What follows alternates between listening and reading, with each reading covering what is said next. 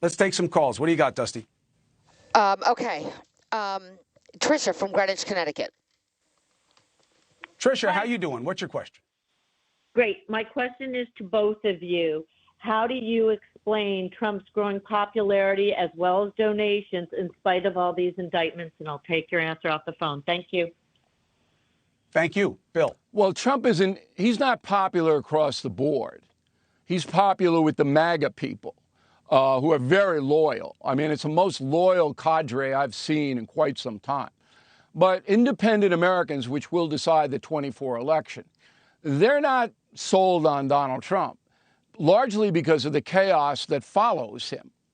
Now, I believe that he governed fairly well for this country. Cuomo might disagree with that, and you can, and that's objective.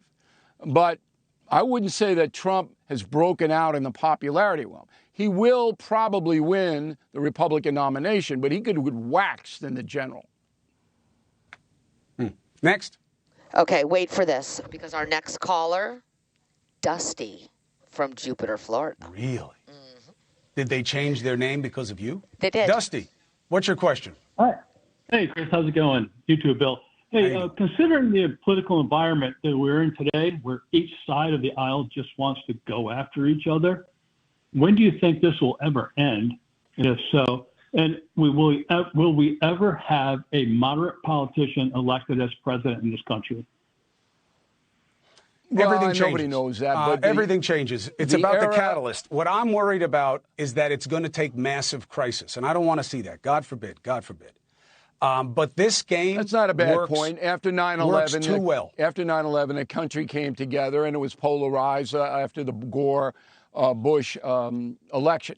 But look, it's going to take a charismatic leader, somebody to rise up and say, let's stop the nonsense in this country, and let's do the right thing for the majority of Americans. Let's stop the woke. Let's stop the equity. Let's try to be fair to everyone. And here's my policies, and this is why I believe they'll work.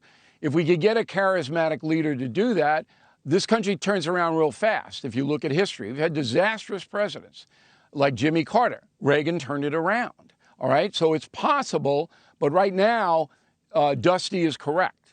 The polarization in politics now is second worst ever next to the Civil War. It works, which is why they are this way. And I will tell you something. A lot of these people, not the fringiest of the fringe, but they are pretending to hate each other, okay? I'm telling you. I don't hang out with the D.C. types very much. I've always been a New York guy. But I'm telling you, they see each other. They do not feel the way they do when they're on TV. This game works in a two-party system, which is a zero-sum war of attrition battle to the bottom. It does not work for them to do what I do with Bill. I like him. I care about him, okay? I value his friendship.